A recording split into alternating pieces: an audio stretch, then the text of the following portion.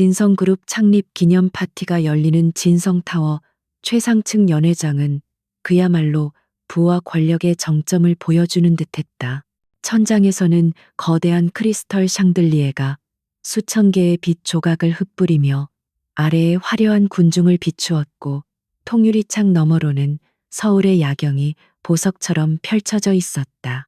국내외 정재계 인사들이 모여 샴페인 잔을 부딪히며 나누는 대화 속에는 보이지 않는 긴장감과 미묘한 탐색전이 흐르고 있었다. 이 모든 화려함의 중심에는 단연 진성그룹의 젊은 총수 권지훈이 있었다. 그는 완벽하게 재단된 턱시도를 입고 여유로운 미소로 사람들을 대하고 있었지만, 그 눈빛에는 세상을 자신의 발 아래에 둔 지배자의 오만함이 서려 있었다. 그에게 이 파티는 단순한 기념 행사가 아니었다. 자신의 왕국을 과시하고 곧 있을 세기의 발표를 위한 완벽한 무대였다. 그의 시선이 연회장 한쪽에 조용히 서 있는 한 여자에게 향했다. 바이오테크 기업 에이델의 전략 분석팀장 강서연. 화려한 드레스들 사이에서 그녀의 단정한 네이비 드레스는 오히려 눈에 띄었다. 그녀는 불필요한 장신구 없이도 지성미와 단아함으로 자신만의 아우라를 만들고 있었다. 그녀는 누구에게도 아양을 떨지 않았고 그저 조용히 상황을 관망하는 듯한 태도로 서 있었다. 권지훈은 그런 그녀의 모습이 마음에 들었다. 길들여지지 않은 야생마 같으면서도 최고의 혈통을 지닌 명마. 그는 서연의 명석한 두뇌와 업계에서의 평판을 높이 샀다. 그녀가 이끄는 에이델은 작지만 업계를 뒤흔들 혁신적인 기술을 보유하고 있었고, 권지훈은 그 기술을 그리고 강서연이라는 인재를 동시에 손에 넣고 싶었다. 그에게 결혼은 가장 확실하고 효율적인 인수합병 방식일 뿐이었다. 잠시 후 오케스트라의 연주가 멈추고 연회장의 모든 조명이 무대 중앙에 선 권지훈에게 집중되었다. 마이크를 잡은 그의 낮은 목소리가 장내에 울려 퍼졌다. 그는 진성그룹의 비전을 이야기하고 미래에 대한 포부를 밝혔지만, 모든 사람들은 그의 연설 끝에 무언가 특별한 순서가 기다리고 있음을 직감했다. 그의 눈이 줄곧 강서연을 향해 있었기 때문이다. 권지훈은 연설을 마치고 천천히 무대에서 내려와 곧장 서연에게로 향했다. 거대한 홍해가 갈라지듯 사람들이 길을 열었고 수백 개의 카메라 플래시가 두 사람을 향해 터져나왔다. 서연은 피하지 않았다. 그녀는 이미 이 모든 상황을 예측했다는 듯 차분하고 흔들림 없는 눈빛으로 자신에게 다가오는 남자를 마주 보고 서 있었다. 그는 그녀의 앞에 멈춰 섰다. 주변의 모든 소음이 거짓말처럼 사라지고 오직 두 사람만이 존재하는 듯한 순간이었다. 권지훈은 부드럽게 미소 지으며 서연의 손을 잡았다. 그의 손은 따뜻했지만 서연은 그 안에 담긴 차가운 계산과 소유욕을 똑똑히 느낄 수 있었다. 그는 모든 것을 가진 남자의 자신감으로 가득 차 있었다. 그리고 마침내 그는 한쪽 무릎을 꿇었다. 연회장에서는 나지막한 탄성이 터져 나왔다. 그의 손에는 벨벳 상자가 들려 있었고, 상자가 열리자 그 안에서 눈부신 다이아몬드 반지가 모습을 드러냈다. 그가 준비한 세기의 프러포즈는 이제 정점을 향해 치닫고 있었다. 모두가 숨을 죽이고 역사의 한 페이지가 될 순간을 지켜보았다. 권지훈의 목소리는 낭만적인 연극 대사처럼 울려 퍼졌다. 강서연 씨, 당신의 지혜와 통찰력은 나에게 언제나 깊은 영감을 주었습니다. 당신과 함께라면 진성그룹은, 그리고 나는 더 높은 곳으로 나아갈 수 있을 겁니다. 나와 함께 미래를 만들어 가지 않겠습니까? 나와 결혼해 주십시오. 그의 말은 낭만적으로 포장되어 있었지만 그 본질은 나의 파트너가 되어 내 제국의 일부가 되라는 사업 제안과 다름없었다. 모든 시선이 강서연에게 쏠렸다. 그녀가 고개를 끄덕이기만 하면 그녀는 대한민국 모든 여성들이 부러워하는 신데렐라가 될 터였다. 권력과 부명예가 모두 그녀의 것이 될 순간이었다. 사람들은 당연히 그녀가 감격의 눈물을 흘리며 그의 청혼을 받아들일 것이라 예상했다. 권지훈 역시 단 한순간도 그녀의 거절을 상상해 본 적 없었다. 하지만 서연의 얼굴에는 기쁨이나 감격의 기색이 없었다. 그녀는 무릎 꿇은 남자를 조용히 내려다보았다. 그녀의 맑은 눈동자에는 그 어떤 욕망이나 흔들림도 비치지 않았다. 잠시 동안의 침묵이 흘렀다. 그 침묵은 사람들을 초조하게 만들었고 권지훈의 완벽하게 계산된 미소에 미세한 균열을 일으키기 시작했다. 그는 예상치 못한 변수에 당황하고 있었다. 마침내 서연이 입을 열었다. 그녀의 목소리는 크지 않았지만 연 회장의 모든 소음을 잠재울 만큼 단호하고 명확했다. 아니요. 그 한마디는 마치 폭탄처럼 연 회장 전체에 울려 퍼졌다. 사람들은 자신의 귀를 의심했다. 장내는 물을 끼얹은 듯 조용해졌고 오직 카메라 셔터 소리만이 기계적으로 터져 나왔다. 그 소리는 마치 역사의 비극적인 순간을 기록하려는 듯 필사적이었다. 권지훈의 얼굴에서 미소가 완전히 사라졌다. 그의 표정은 충격 불신 그리고 이내 차가운 분노로 변해갔다. 그는 수많은 사람들 앞에서 대한민국 전체가 주목하는 순간에 거절당했다. 그것은 단순한 거절이 아니었다. 그의 자존심과 권위에 대한 정면 도전이자 그의 완벽한 계획에 흠집을 낸 용서할 수 없는 반역이었다. 그는 치욕감의 주먹을 꽉 쥐었다. 서연은 그에게 가볍게 고개를 숙여 보였다. 그것은 최소한의 예의였지만 지금 이 순간에는 승자의 여유로운 인사처럼 보였다. 그녀는 더 이상 아무 말도 하지 않고 조용히 몸을 돌렸다. 그녀가 발걸음을 옮기자 얼어붙었던 사람들이 비로소 움직이며 웅성거리기 시작했다.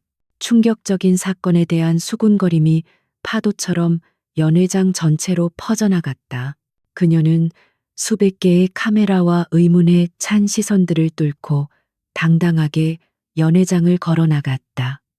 그녀의 등 뒤로 권지훈의 얼음장처럼 차가운 시선이 비수처럼 꽂혔다.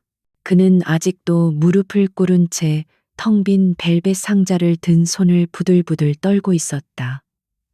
그의 머릿속은 오직 한 가지 생각으로 가득 찼다. 감히 나를 거절해. 그의 굴욕감은 이내 무서운 복수심으로 변해 활활 타오르기 시작했다. 연 회장을 빠져나온 서연은 엘리베이터에 몸을 실었다. 문이 닫히고 혼자가 되자 그녀는 비로소 길게 참아왔던 숨을 내쉬었다. 그녀의 심장은 세차게 뛰고 있었지만 후회는 없었다. 그녀는 권지훈의 눈 속에 담긴 제국주의적 야망을 보았다. 그와의 결혼은 달콤한 독이 든 성배를 마시는 것과 같다는 것을 알고 있었다. 오늘 그녀의 거절은 단순한 프러포즈 거절이 아니었다.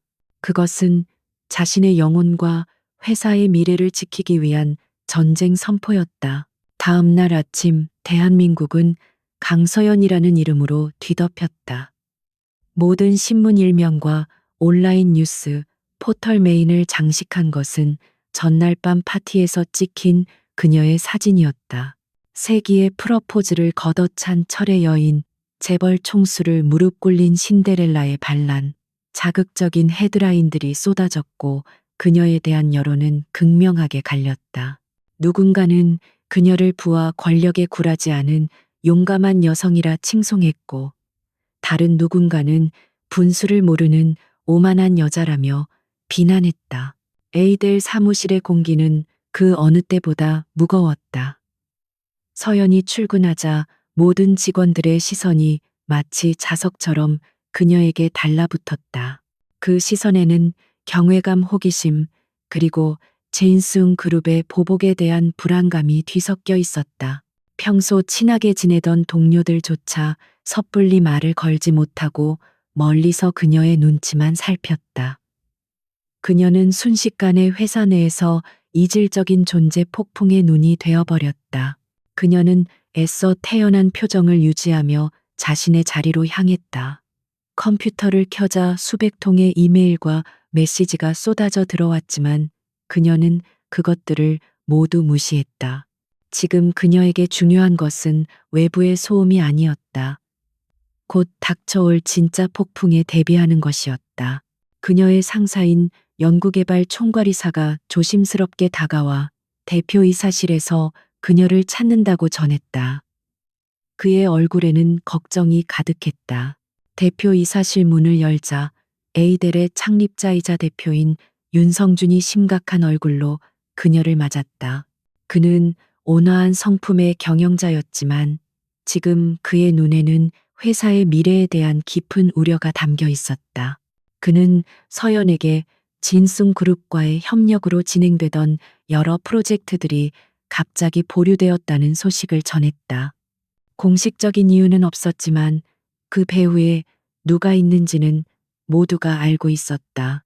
윤 대표는 조심스럽게 물었다. 강 팀장 어젯밤의 결정에 후회는 없습니까?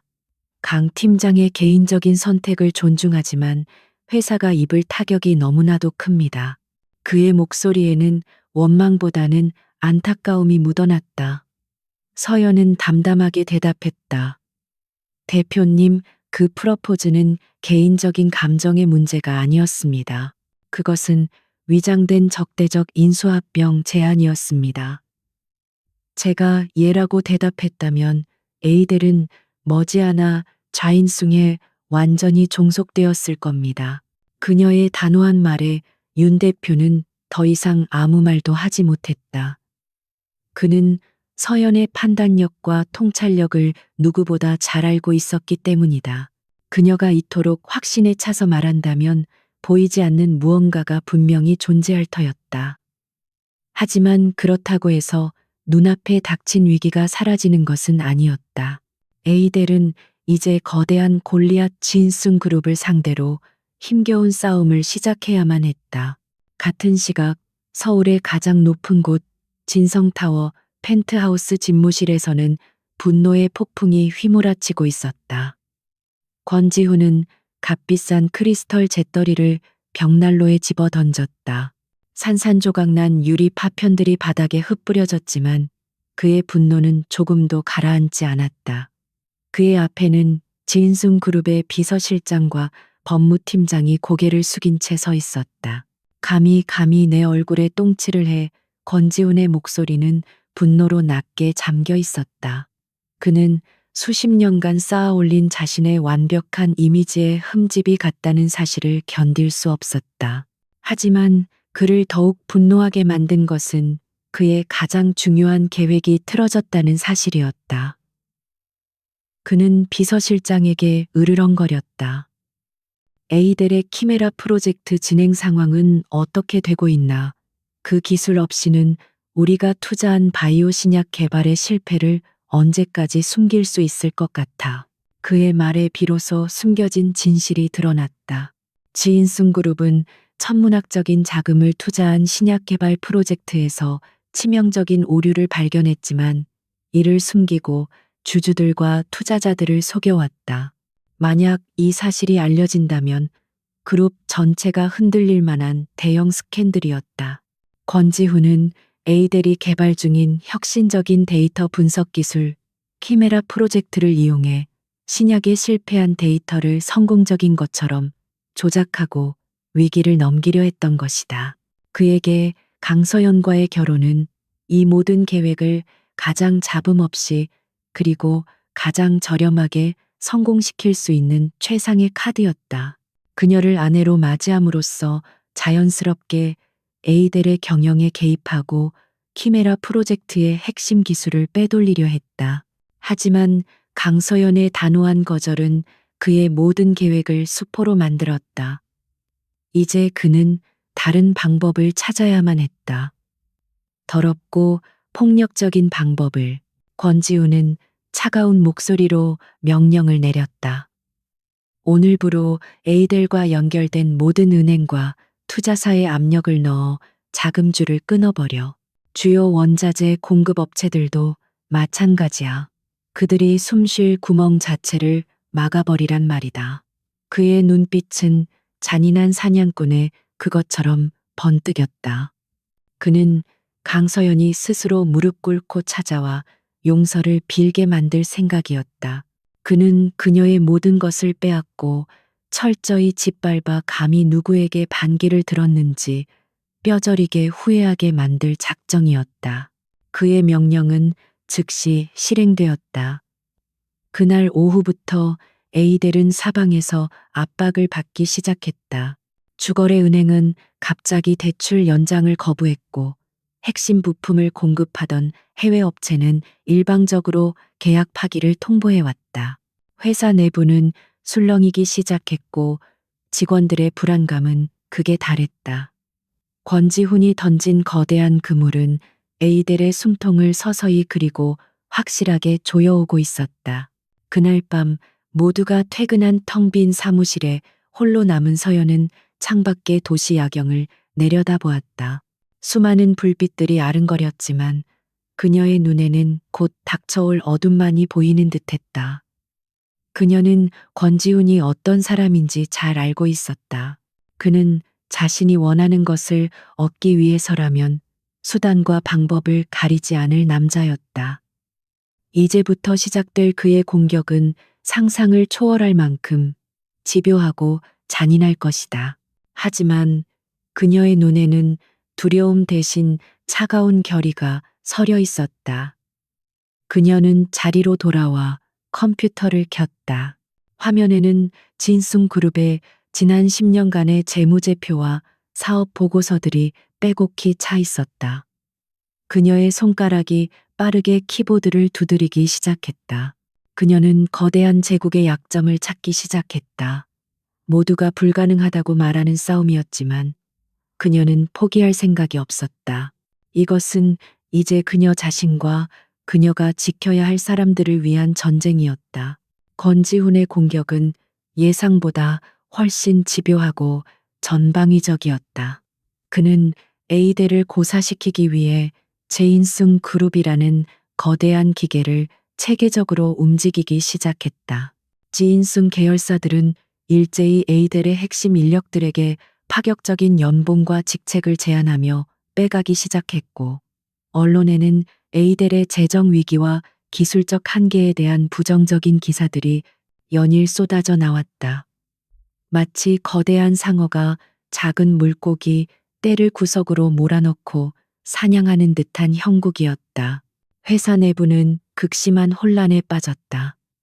당장 눈앞의 위기를 버티지 못한 직원 몇몇은 진승이 내민 손을 잡고 떠났고 남은 직원들은 불안감에 휩싸여 업무에 집중하지 못했다. 윤성준 대표는 투자자들을 만나 설득하고 직원들을 다독이느라 하루가 어떻게 가는지 모를 지경이었다.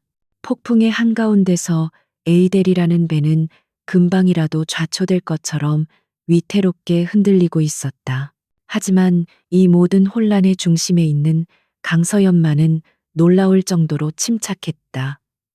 그녀는 외부의 압박과 내부의 동요에 흔들리지 않고 묵묵히 자신의 자리를 지켰다. 그녀의 사무실은 이제 전쟁 지휘본부나 다름없었다. 한쪽 벽면은 지인송 그룹의 복잡한 지배 구조와 계열사 간의 자금 흐름을 분석한 차트들로 가득 찼고, 그녀의 책상 위에는 수북이 쌓인 기업 분석 보고서와 재무 자료들이 놓여 있었다. 그녀는 낮에는 동요하는 팀원들을 격려하고 당면한 프로젝트의 문제들을 해결하며 팀장으로서의 역할을 수행했다. 그리고 모두가 퇴근한 깊은 밤이 되어서야 비로소 그녀만의 전쟁을 시작했다. 그녀는 해커가 아니었다. 그녀의 무기는 오직 합법적으로 공개된 정보들과 그것들을 꿰뚫어보고 진실을 재구성하는 비상한 분석력뿐이었다. 그녀의 반격은 지인승 그룹의 심장부, 즉 그들의 재무제표를 파고드는 것에서부터 시작되었다. 수십 년간 쌓아 올린 지인송의 기록들은 철옹성처럼 보였지만 서연은 완벽하게 보이는 것일수록 작은 균열이 있기 마련이라는 것을 알고 있었다. 그녀는 특히 권지훈이 그룹의 핵심으로 밀어붙이고 있는 진성바이오의 연구개발비 항목에 주목했다. 표면적으로는 아무런 문제가 없어 보였다. 하지만 그녀는 포기하지 않고 수년간의 데이터를 비교 분석하며 미세한 불일치점을 찾아내기 시작했다. R&D 비용으로 지출된 거액의 자금 중 일부가 명확한 성과물 없이 증발하고 있었고 그 흐름은 교묘하게 위장되어 있었다. 그것은 마치 거대한 저수지에서 눈에 보이지 않는 작은 구멍으로 물이 새어나가는 것과 같았다. 그녀는 그 작은 구멍을 집요하게 파고들었다. 며칠 밤을 샌 끝에 그녀는 마침내 의미 있는 패턴을 발견했다. 진성 바이오의 자금이 케이맨 제도나 파나마 같은 조세 회피처에 등록된 여러 페이퍼 컴퍼니로 흘러들어가고 있었다. 서류상으로는 유망한 해외 기술에 대한 투자였지만 해당 회사들의 실체를 추적하자 아무런 활동도 없는 유령 회사에 불과했다. 거대한 자금을 세탁하고 비자금을 조성하기 위한 전형적인 수법이었다.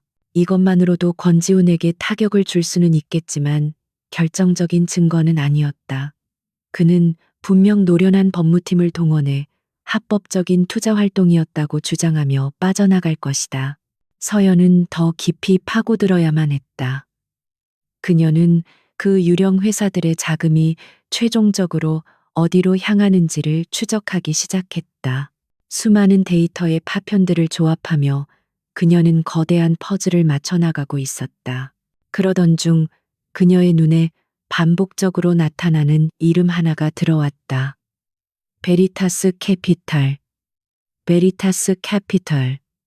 서류상으로는 홍콩에 본사를 둔 유망한 투자 펀드 회사였다. 하지만 이상하게도 이 회사는 업계에 거의 알려져 있지 않았고 그들의 투자 포트폴리오는 대부분 제인송 그룹이 과거에 실패했거나 중단했던 프로젝트들로 채워져 있었다. 마치 기업의 무덤과도 같은 곳이었다. 서연은 직감했다. 이 베리타스 캐피탈이 바로 권지훈의 비밀 금고이자 지인송 그룹의 모든 추악한 비밀을 숨기는 거대한 쓰레기통이라는 것을. 진성 바이오에서 빠져나간 자금은 여러 유령 회사를 거쳐 이곳으로 모이고 있었고 실패한 프로젝트에 대한 투자 손실을 이곳에 떠넘김으로써 제인숭의 재무제표를 깨끗하게 유지하고 있었다. 그녀가 찾던 실마리가 드디어 모습을 드러낸 순간이었다. 그녀는 진실이라는 뜻의 라틴어 베리타스를 회사 이름으로 사용한 권지훈의 오만함에 실소를 금치 못했다.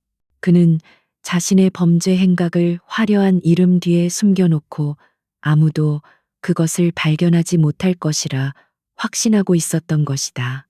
서연은 관련 자료들을 모두 백업하고 암호화했다. 아직은 미약한 증거의 조각들이었지만 이것은 거대한 제국을 무너뜨릴 첫 번째 균열이 될 것이었다. 창밖으로 동이 트고 있었다.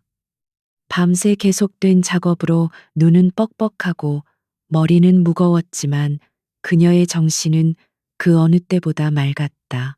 그녀는 이제 더 이상 방어만 하는 입장이 아니었다. 사냥감이었던 그녀가 이제 사냥꾼의 뒤를 쫓기 시작한 것이다. 그녀는 조용히 중얼거렸다.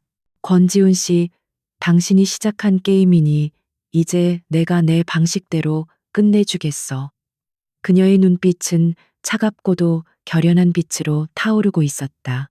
강서연은 베리타스 캐피탈이라는 결정적인 단서를 손에 쥐었지만 그것이 완전한 승리를 보장하지는 않는다는 것을 잘 알고 있었다. 그녀가 가진 것은 앙상한 데이터의 뼈대일 뿐 거기에 살을 붙이고 생명을 불어넣어줄 내부자의 증언과 구체적인 증거가 절실히 필요했다. 지인숭이라는 거대한 제국은 수많은 비밀 통로와 숨겨진 방으로 이루어져 있었고, 혼자서는 그 모든 미로를 파헤칠 수 없었다. 그녀에게는 동맹이 필요했다. 그녀는 권지훈과 지인숭 그룹에 의해 희생되었지만 아직 복수의 불씨를 간직하고 있을 사람들의 명단을 작성하기 시작했다. 권력을 가진 자들은 이미 권지훈의 편에 서 있거나 두려움 때문에 침묵하고 있을 터였다. 그녀가 찾아야 할 사람들은 권력의 중심에서 밀려나 잊힌 존재들이었다. 그들의 잊힌 기억과 묻혀버린 진실 속에 결정적인 열쇠가 숨어 있을 것이라 확신했다. 첫 번째 인물은 박진우 전 진성바이오의 재무총괄이사 CFO였다. 그는 업계에서 원칙주의자로 유명했지만 몇 년 전 권지훈의 창의적인 회계 처리 방식에 반기를 들었다가 하루아침에 쫓겨난 인물이었다. 지인승의 막강한 힘 때문에 동종 업계에 재취업도 하지 못하고 지금은 서울 변두리에서 작은 서점을 운영하며 조용히 살고 있었다. 서연은 늦은 저녁 그의 서점이 문을 닫을 시간에 맞춰 찾아갔다. 낡은 책 냄새가 가득한 서점에서 박진우는 무표정한 얼굴로 책을 정리하고 있었다. 서연이 자신을 소개하자 그의 얼굴은 순식간에 굳어졌다. 제인숭과 관련된 것이라면 무엇이든 진저리를 치는 듯했다. 그는 차갑게 말했다. 돌아가시오. 나는 진순과 관련된 어떤 이야기도 하고 싶지 않소. 그의 목소리에는 깊은 환멸과 체념이 배어 있었다. 서연은 그의 적대적인 태도에 물러서지 않았다. 그녀는 강요하는 대신 자신이 분석한 자료가 담긴 파일을 그의 책상 위에 조용히 올려놓았다. 이사님께서 부당하게 해고되신 이유, 그리고 지인숭이 지금 무엇을 숨기려 하는지에 대한 제 가설입니다. 시간이 되실 때 한번 읽어봐 주십시오. 그녀는 파일 맨 위에 베리타스 캐피탈이라는 이름이 선명하게 보이도록 펼쳐놓았다. 그 이름을 본 박진우의 눈빛이 미세하게 흔들렸다. 그 이름은 그가 제인숭에 몸담고 있을 때 권지훈이 비밀리에 추진하던 프로젝트의 이름이었다. 당시에는 단순한 해외 투자 펀드로만 알고 있었지만 무언가 석연치 않다고 느꼈던 기억이 되살아났다. 서연은 그의 내면에서 시작된 작은 파동을 놓치지 않았다. 그녀는 더 이상 아무 말도 하지 않고 조용히 서점을 나섰다. 씨앗은 뿌려졌고 이제 그가 스스로 싹을 틔우기를 기다리는 수밖에 없었다. 두 번째 인물은 김소희 박사였다. 그녀는 데이터 분석 분야의 천재적인 연구자였지만 그녀의 혁신적인 연구 결과물은 지인숭에 의해 통째로 도둑맞았다. 지인숭은 그녀의 연구를 기반으로 키메라 프로젝트를 만들었고 정작 그녀는 학계에서 불명예스럽게 추방당한 뒤 지금은 작은 대학에서 시간 강사로 일하며 겨우 생계를 유지하고 있었다. 서연은 한낮의 소란스러운 대학 캠퍼스에서 그녀를 만났다. 김소희 박사는 과거의 총명함을 잃고 깊은 무력감에 빠져 있는 듯 보였다. 서연이 키메라 프로젝트에 대해 언급하자 그녀는 마치 오래된 상처를 건드린 듯 날카로운 반응을 보였다. 그 이름은 내 앞에서 꺼내지도 마세요. 그건 내 자식이었지만 이제는 나를 파멸시킨 괴물일 뿐이니까. 서연은 그녀의 고통에 공감하며 조용히 말을 이었다.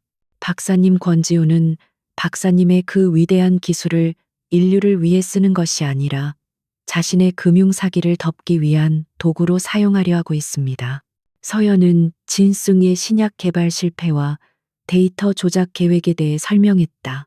과학자로서의 자부심을 가진 김소희 박사에게 자신의 연구가 인류를 기만하는 데 쓰인다는 것은 참을 수 없는 모욕이었다.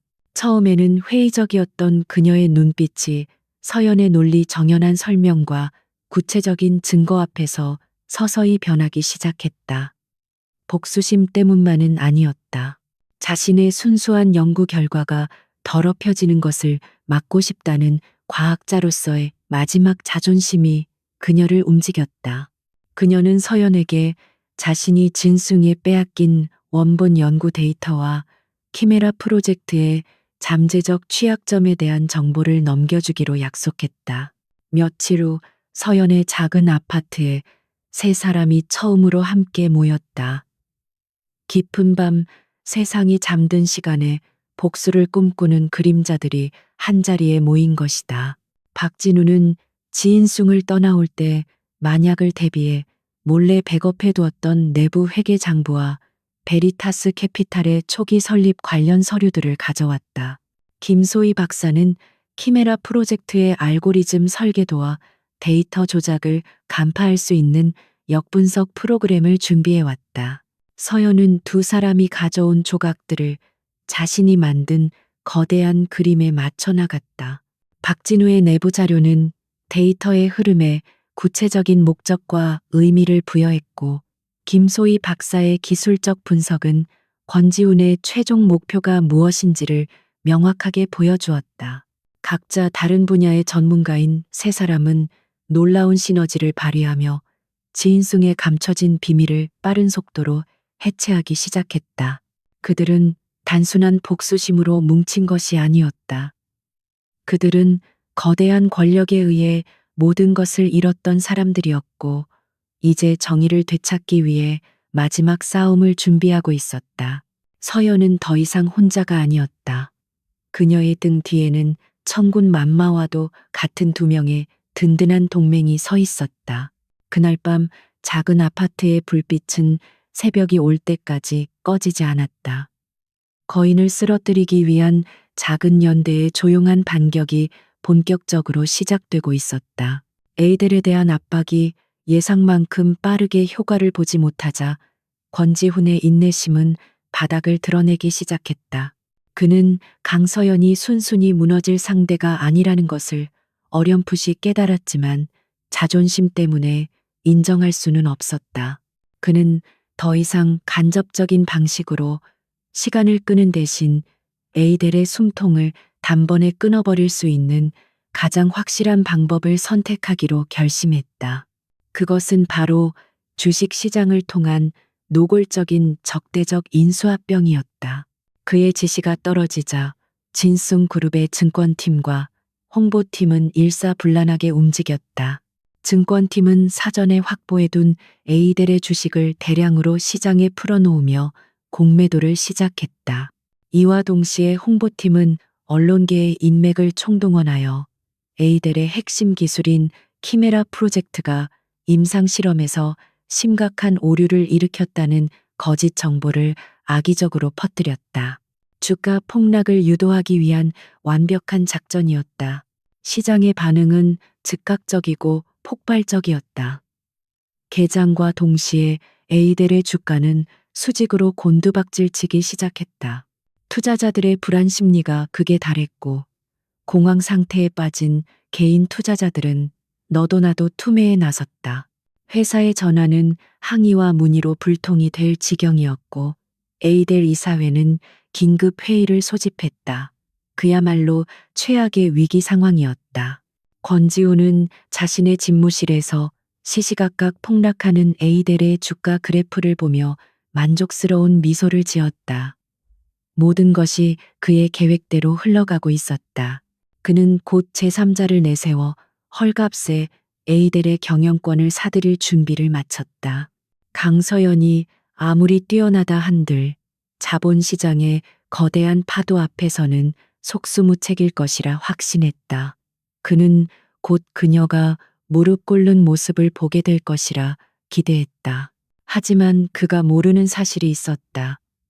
이 모든 혼란과 공포는 이미 강서연의 작전 시나리오 안에 포함되어 있었다는 것이다. 그녀는 권지훈이 결국 주식 시장을 이용한 공격을 감행할 것이라 예측했고, 윤성준 대표를 설득하여 비밀리에 반격 작전을 준비해 왔다. 윤 대표는 회사의 명운을 건 그녀의 계획을 신뢰하고 비상 자금의 사용을 승인했다. 이제 사냥꾼의 함정이 작동하기 시작했다. 서연과 박진우 그리고 김소희 박사는 에이델 본사가 아닌 도심 외곽의 작은 오피스텔에 마련된 비밀 작전실에 모여 있었다.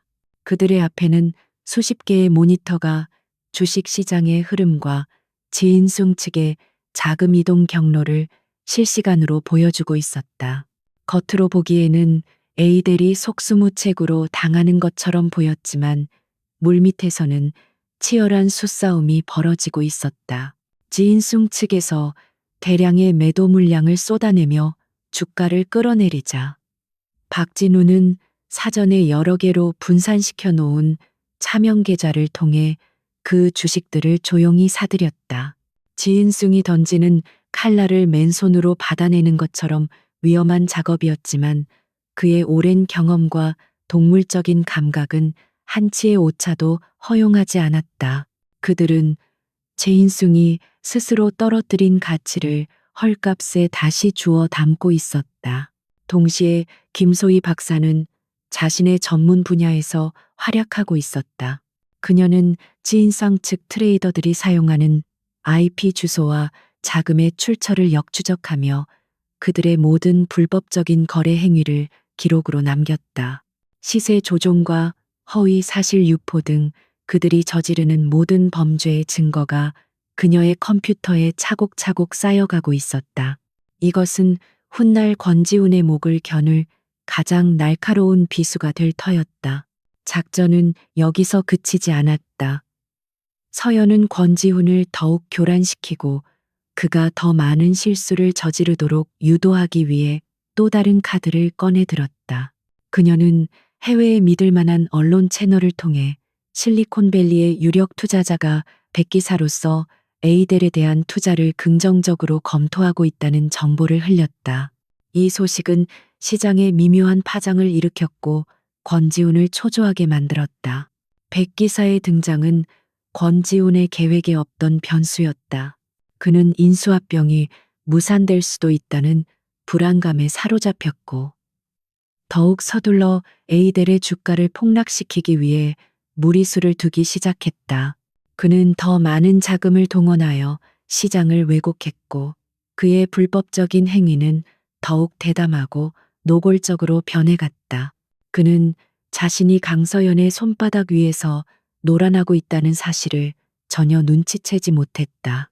마침내 전쟁 같았던 하루의 주식시장이 마감되었다.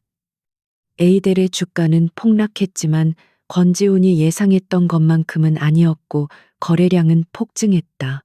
권지훈은 자신의 팀원들과 샴페인을 터뜨리며 승리를 자축했다. 그는 에이델이 회복 불가능한 타격을 입었고 이제 경영권을 넘기는 것 외에는 선택지가 없을 것이라고 확신했다. 그의 눈에는 승자의 오만함이 가득했다. 같은 시각 비밀 작전실의 분위기는 침착하고 조용했다. 강서영과 그녀의 동료들은 최종 거래 현황이 정리된 모니터를 바라보고 있었다. 그들은 제엔숭이 쏟아낸 주식의 상당 부분을 확보하여 경영권을 성공적으로 방어해냈을 뿐만 아니라 권지훈의 시장교란 행위에 대한 완벽한 증거 자료까지 손에 넣었다. 겉으로는 패배한 것처럼 보였지만 실제로는 완벽한 승리를 거둔 것이었다. 서연은 창밖의 어둠을 바라보았다. 권지훈은 자신이 승리했다고 믿고 있겠지만 그는 자신이 파놓은 함정에 스스로 빠진 셈이었다. 이제 그가 축배를 들고 있는 바로 그 와인잔에 독을 탈 차례였다. 그녀는 조용히 입을 열었다. 이제 2단계로 넘어갈 시간입니다. 그녀의 목소리에는 차가운 결의가 담겨 있었다. 경제 전쟁의 1차전은 그들의 승리로 끝났다. 주식 시장에서의 기습 공격이 실패로 돌아갔다는 보고를 받은 권지훈의 얼굴은 분노로 붉게 달아올랐다. 그는 자신의 막대한 자금력과 정보력을 동원했음에도 불구하고 작은 벤처기업 하나를 무너뜨리지 못했다는 사실을 도저히 받아들일 수 없었다. 그의 유능한 금융팀조차 에이델이 어떻게 그 엄청난 매도 물량을 받아내며 버텨냈는지 정확히 설명하지 못했다. 굴욕감과 조급함에 휩싸인 그는 이성을 잃기 시작했다. 그는 강서연이라는 여자가 자신의 예상을 뛰어넘는 전략가라는 것을 인정해야만 했다. 하지만 그럴수록 그녀를 짓밟고 싶은 욕망은 더욱 강해졌다. 기업 대 기업의 싸움에서 밀리자 그는 가장 비열하고 잔인한 방법을 선택했다. 상대방의 가장 약한 부분, 즉 개인의 삶을 공격하는 것이었다. 그는 비서실장에게 명령했다. 강서연의 뒷조사를 해 사소한 흠집이라도 좋으니 그녀를 사회적으로 매장시킬 만한 건수를 찾아와. 권지훈의 지시를 받은 해결사 팀은 즉시 강서연의 과거를 파헤치기 시작했다. 깨끗하고 모범적인 삶을 살아온 그녀에게서 흠을 찾는 것은 쉽지 않았다. 하지만 그들은 포기하지 않고 그녀의 가족 관계까지 집요하게 파고들었고 마침내 권지훈이 원하던 먹잇감을 찾아냈다. 그것은 십수년 전 그녀의 가족에게 일어났던 비극적인 사건이었다. 서연의 아버지는 원칙과 신념을 가진 중소기업 사장이었다. 그는 뛰어난 기술력을 가지고 있었지만 대기업의 무자비한 공격 앞에서 속수무책으로 무너졌다. 당시 그의 회사를 집어삼킨 것은 지인숭그룹의 자회사였고 그 적대적 인수합병을 최전선에서 지휘했던 인물이 바로 이제 막 그룹 내에서 두각을 나타내기 시작했던 젊은 시절의 권지훈이었다. 서연의 아버지는 회사를 잃은 충격으로 심장마비를 일으켜 세상을 떠났다. 이 사실을 보고받은 권지훈의 입가에 잔인한 미소가 번졌다. 그는 이것이야말로 강서연의 모든 행동을 개인적인 원한에 사로잡힌 치졸한 복수극으로 둔갑시킬 수 있는 최고의 무기라고 생각했다. 그는 즉시 지인송의 통제하에 있는 찌라시 언론사에 이 정보를 흘렸다. 이야기는 교묘하게 왜곡되고 각색되었다. 강서연의 아버지는 무능한 경영자로 강서연은 그에 대한 앙심으로 제인숭 그룹 전체를 위협하는 복수심에 불타는 여자로 그려졌다. 기사가 터져나오자 세상은 또다시 들끓었다. 여론은 순식간에 그녀에게서 등을 돌렸다. 자인숭 그룹의 피해자 코스프레는 대중에게 효과적으로 먹혀들었고 강서연은 한순간에 공과 사를 구분하지 못하고 사적인 감정으로 기업을 위기에 빠뜨린 이기적인 인물로 낙인 찍혔다. 권지훈의 이 공격은 그녀의 명예와 전문성에 회복하기 힘든 상처를 입혔다. 그 기사를 접한 순간 서연의 세상은 잠시 멈추는 듯했다. 굳은 의지로 가득 찼던 그녀의 눈동자가 속절없이 흔들렸다. 잊으려 애썼던 과거의 악몽이 생생하게 되살아났다. 아버지의 사업이 무너지던 날 집안에 가득했던 절망적인 침묵 그리고 병원에서 마주해야 했던 아버지의 차가운 시신. 어린 그녀가 감당하기에는 너무나도 가혹했던 그날의 기억이 심장을 난도질했다. 그날 밤 그녀는 혼자 자신의 방에서 무너져 내렸다. 강철 같았던 그녀의 평정심은 산산조각 났고 참아왔던 눈물이 본물처럼 터져나왔다. 아버지를 지키지 못했다는 죄책감과 권지훈에 대한 사무치는 분노가 뒤섞여 그녀를 괴롭혔다. 권지훈은 단순히 그녀를 공격한 것이 아니었다. 그는 그녀가 가장 존경하고 사랑했던 아버지의 명예까지 더럽혔다. 그의 비열함은 인간이 가질 수 있는 마지막 선마저 넘어선 것이었다. 다음 날 퉁퉁 부은 눈으로 출근한 그녀를 기다리고 있던 것은 박진우와 김소희였다. 그들은 아무 말 없이 그녀에게 따뜻한 차를 건넸다. 그들 역시 진숭에 의해 모든 것을 잃었던 사람들이었기에 그녀의 고통을 누구보다 깊이 이해하고 있었다. 박진우는 조용히 말했다.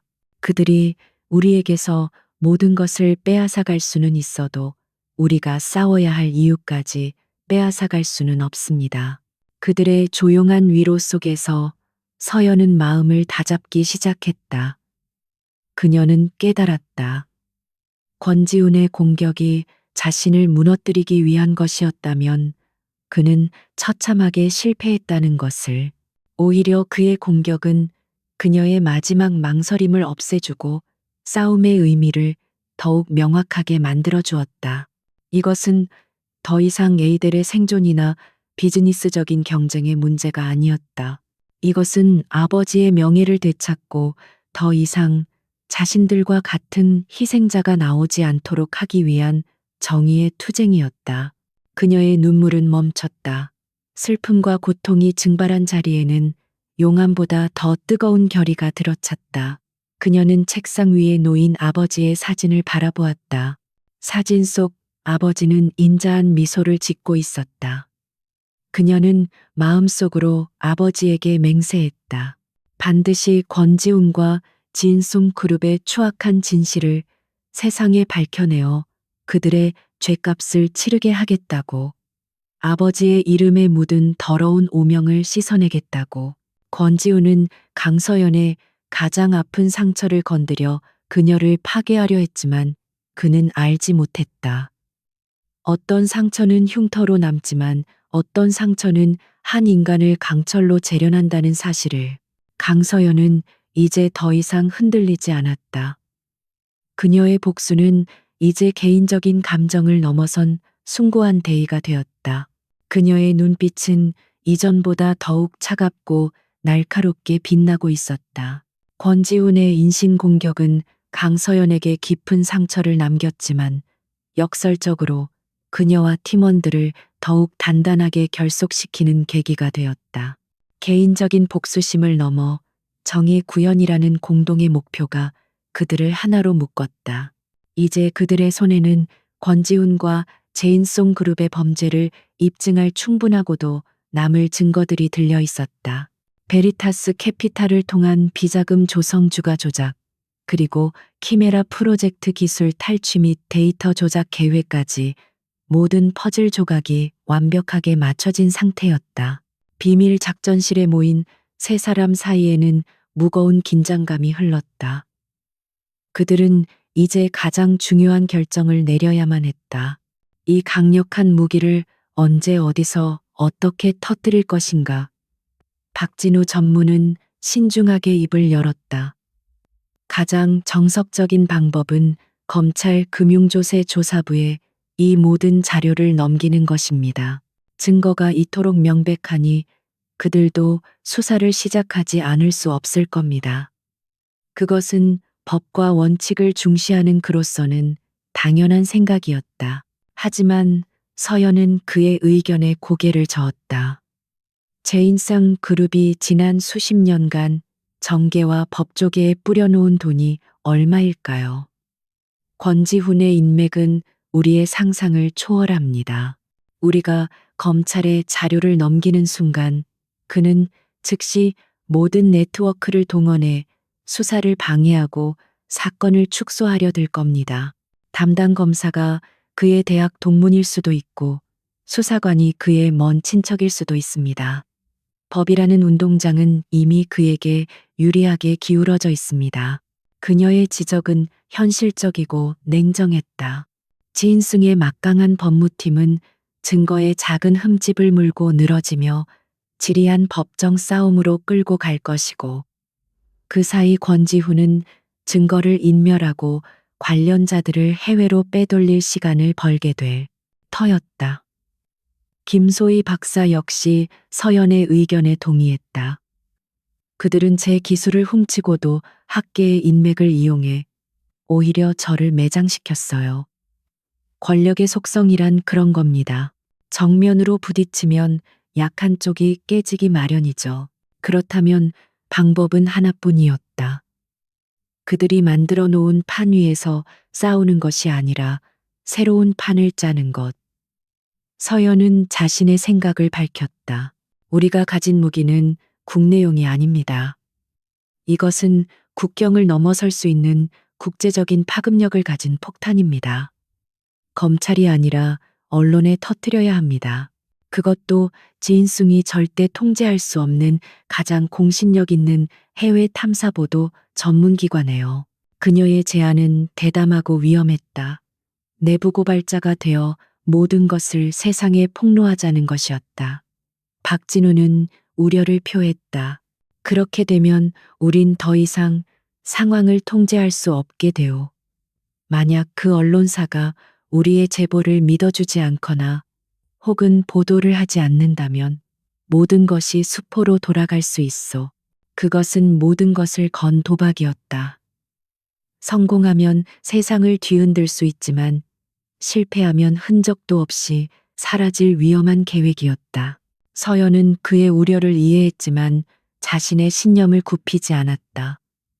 이 사건은 단순한 기업 비리를 넘어 대한민국의 자본시장 전체의 신뢰도와 관련된 문제입니다. 해외 언론이 이 문제를 물고 늘어지면 국제적인 압박 때문에라도 국내 검찰은 투명하고 신속하게 수사를 진행할 수밖에 없습니다. 우리는 권지훈이 손쓸 틈도 없이 전 세계가 지켜보는 공개된 법정에 그를 세워야만 합니다.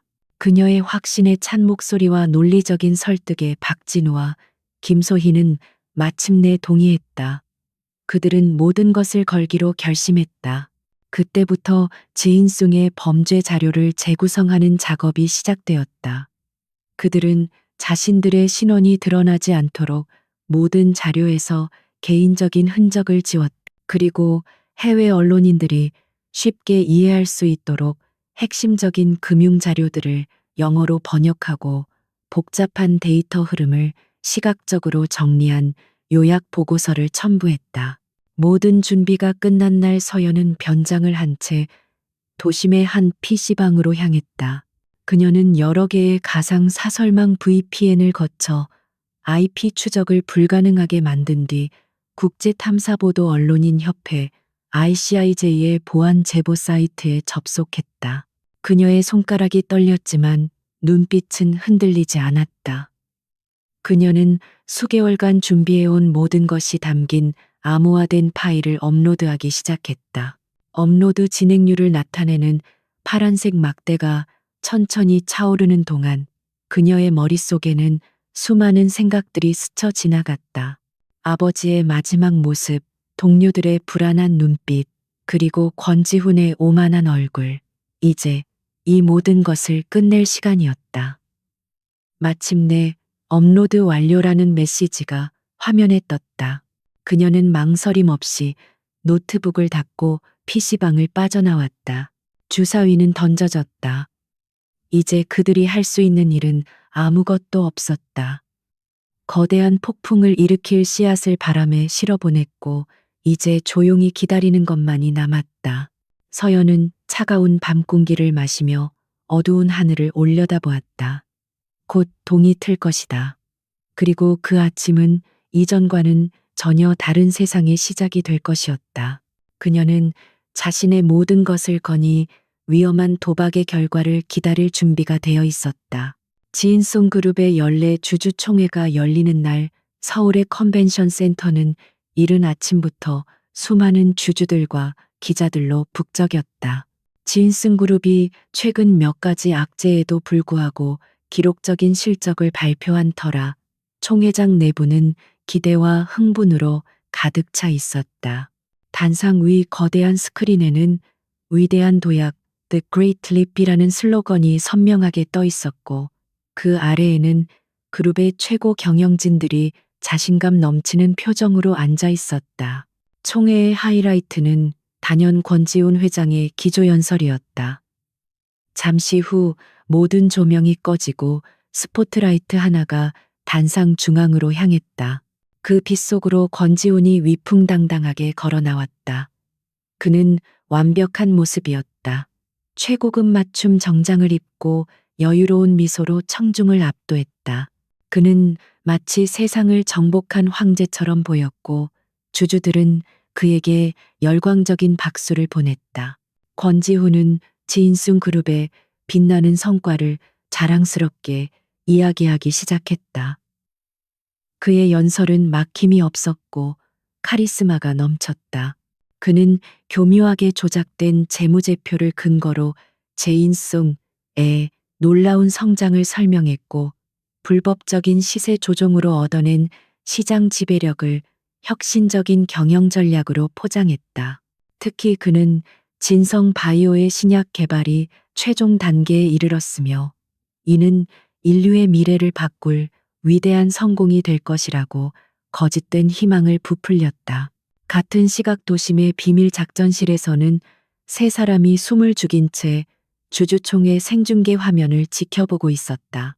그들의 앞에는 국제탐사보도 언론인협회 ICIJ 홈페이지가 열려 있었고 진숭 그룹에 감춰진 진실이라는 제목의 기사가 곧 발표될 예정임을 알리는 카운트다운이 진행되고 있었다.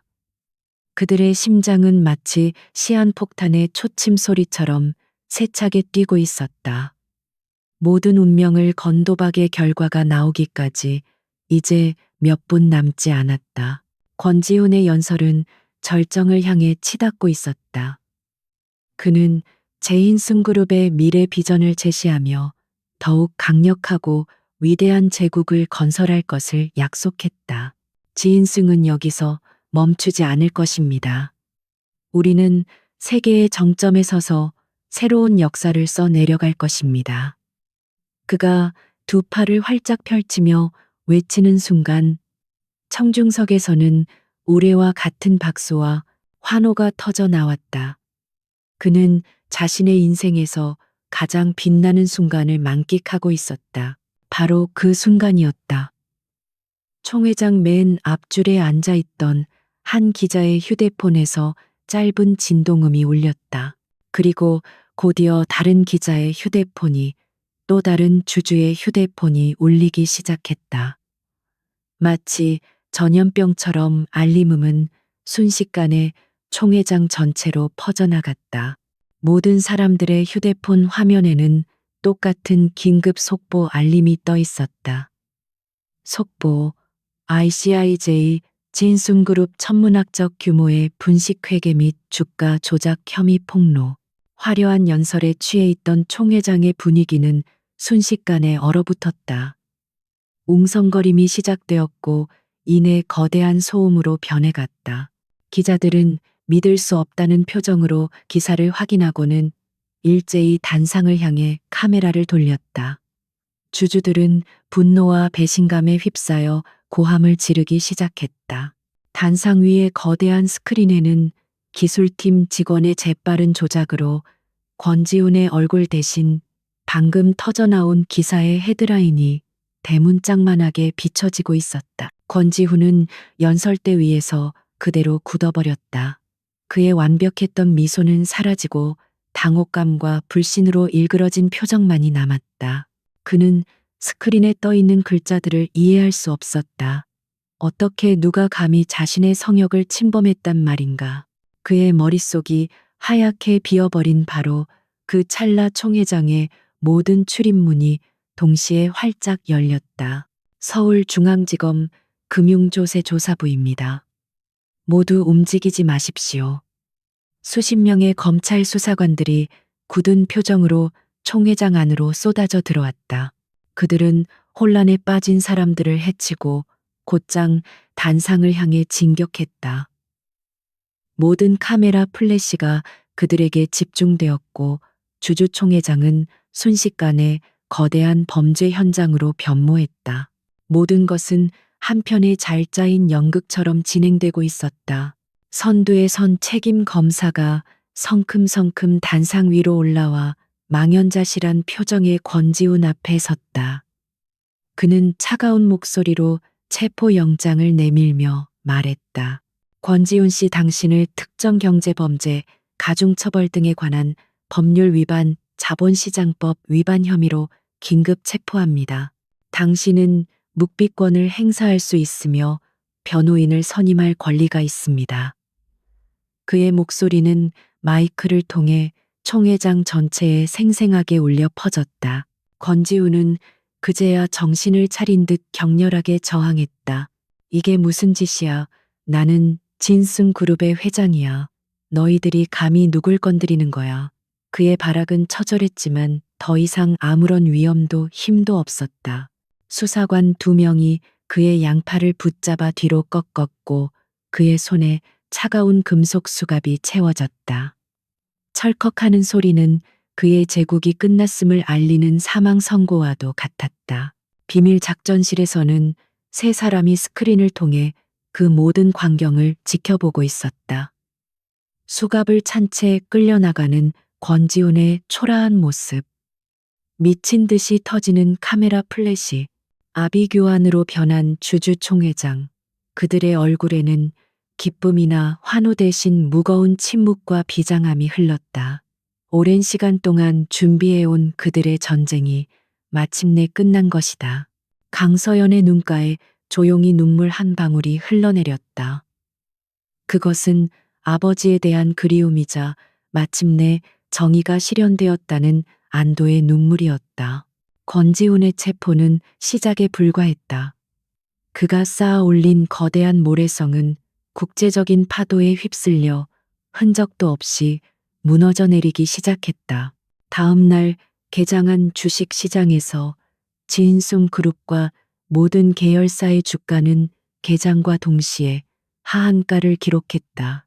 시가총액 수십조 원이 단 몇 시간 만에 증발해버렸고 그 충격은 대한민국 경제 전체를 뒤흔들었다.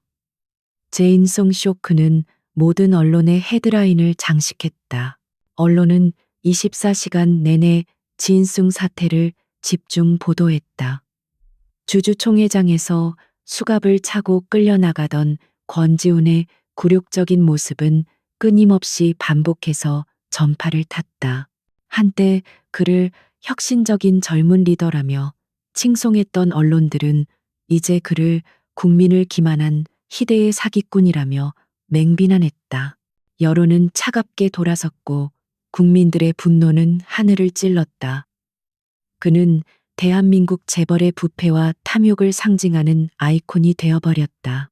서울중앙지검 조사실 안권지우는 더 이상 오만한 제왕이 아니었다.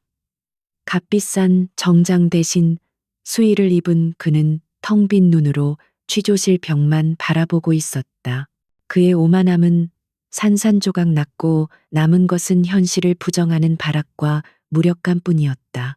그는 최고의 변호인단을 선임하고 자신이 아는 모든 정관계 인사들에게 연락을 시도했지만 아무도 그의 전화를 받지 않았다. 침몰하는 배에서 모두가 먼저 뛰어내리고 있었다. 검찰은 국제탐사보도언론인협회 ICIJ로부터 넘겨받은 증거 자료를 토대로 수사의 속도를 냈다.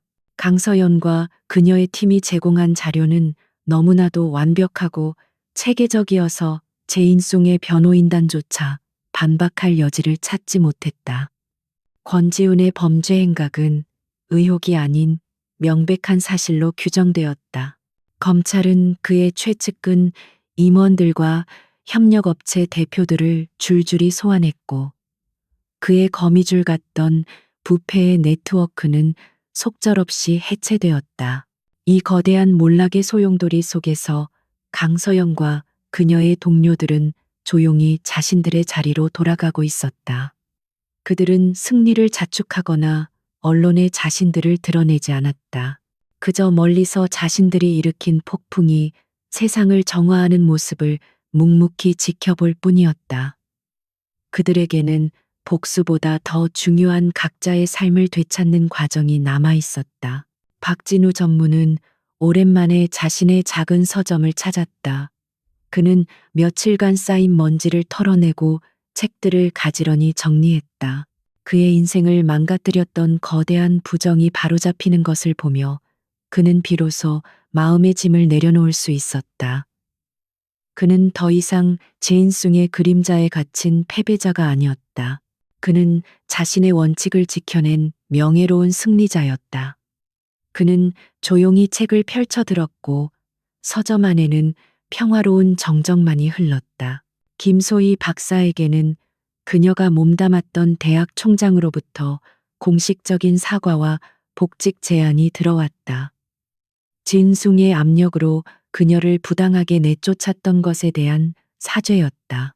또한 정부와 여러 기업으로부터 그녀의 연구를 지원하겠다는 연락이 쏟아졌다. 그녀는 더 이상 자신의 연구가 더러운 돈벌이에 이용될 것을 걱정하지 않아도 되었다.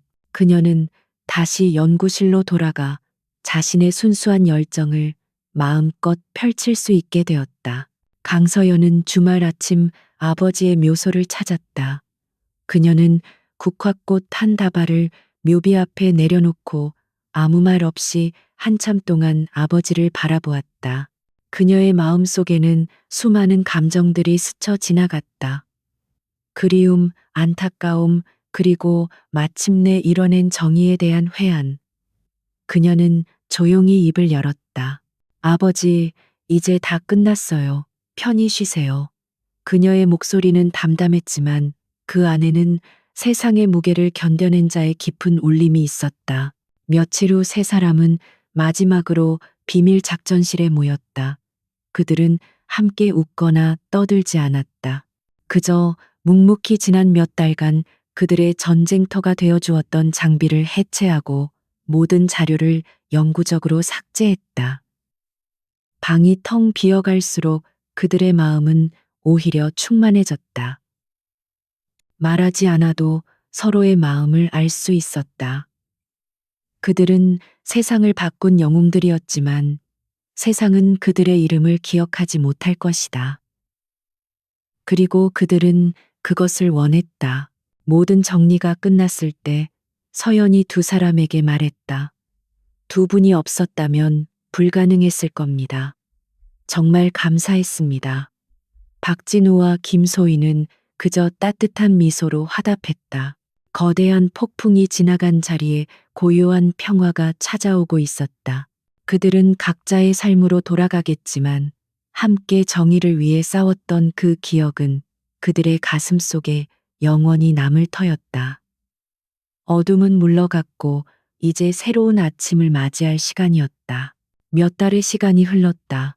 대한민국을 뒤흔들었던 젠승 쇼크는 점차 사람들의 기억 속에서 옅어졌고 세상은 언제나 그랬듯 새로운 이슈들을 쫓기 시작했다. 법의 심판대에 오른 권지훈과 그의 공범들은 수십 년에 걸친 범죄 행각에 대한 죗값을 치르게 될 터였다. 지인승 그룹은 정부와 채권단의 관리하에 강도 높은 구조조정에 들어갔다. 부패한 경영진은 모두 퇴출되었고 제국의 잔해 위에서 새로운 질서를 세우려는 움직임이 시작되었다. 그 격동의 시간 속에서 강서연이 지켜낸 에이델은 놀라운 성장을 거듭하고 있었다. 지인승의 부당한 압력에서 벗어나자 그들의 혁신적인 기술력은 날개를 단 듯 세계로 뻗어나갔다. 키메라 프로젝트는 프로메테우스라는 새로운 이름으로 정식 발표되었고 전 세계 바이오 및 IT 업계의 주목을 한 몸에 받았다. 에이델의 주가는 연일 최고치를 경신했고 회사는 더 넓고 전망 좋은 새 사옥으로 이전했다. 어느 날 오후 지인승그룹 구조조정위원회 위원장이 직접 에이델을 찾아왔다. 그는 대한민국 재계에서 가장 존경받는 원로 기업인 중 한 명이었다. 그는 강서연에게 새로 태어날 진승그룹의 최고 전략 책임자 CSO 자리를 정중하게 제안했다. 그룹의 신뢰를 회복하고 미래를 이끌어가기 위해서는 그녀의 능력과 청렴함이 반드시 필요하다는 것이었다. 그것은 누구에게나 거절할 수 없는 영광스러운 제안이었다. 제인승이라는 거대한 제국의 재건을 이끄는 자리. 그것은 그녀의 완전한 승리를 상징하는 자리이기도 했다. 하지만 서연은 잠시의 망설임도 없이 부드럽지만 단호하게 그의 제안을 거절했다. 위원장님의 제안은 정말 감사드립니다. 하지만 제 자리는 이곳 에이델입니다. 그녀의 대답에 위원장은 의아한 표정을 지었다. 더 큰 무대에서 당신의 능력을 펼칠 기회인데 왜 망설이는 겁니까? 서연은 창밖으로 보이는 서울의 풍경을 바라보며 조용히 대답했다. 저는 무너진 제국을 재건하는 것보다 올바른 철학으로 새로운 나라를 세우는 것에 더 큰 의미를 느낍니다. 제 인생에는 저보다 더 훌륭한 분들이 많습니다. 저는 이곳에서 제가 처음 꿈꿨던 길을 계속 가겠습니다. 그것은 그녀의 두 번째 거절이었다. 첫 번째 거절이 자신의 영혼과 회사를 지키기 위한 투쟁의 선포였다면, 두 번째 거절은 자신의 신념과 미래에 대한 확고한 선언이었다. 그녀는 더 이상 권지훈이라는 과거의 그림자에 얽매이지 않았다. 그녀는 오직 자신이 만들어갈 미래만을 바라보고 있었다.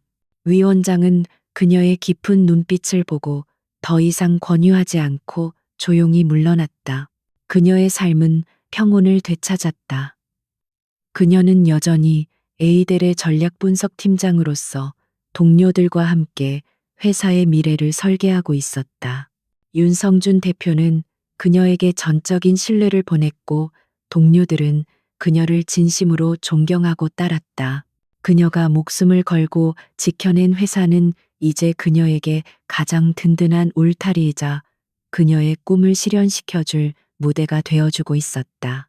가끔 그녀는 박진우의 서점을 찾아가 함께 차를 마셨다.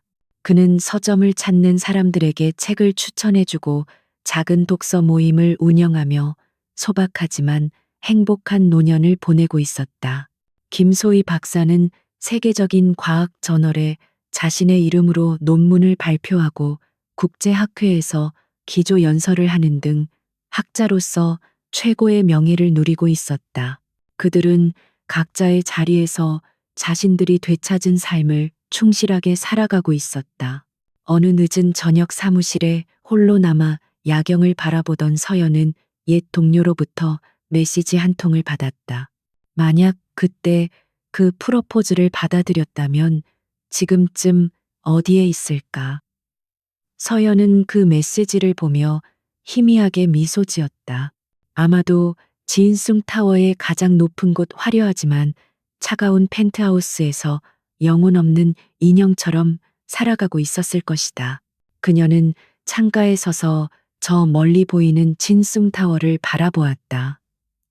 한때는 거대하고 위압적으로만 보였던 그 건물이 이제는 그저 도시의 수많은 빌딩 중 하나로 보일 뿐이었다.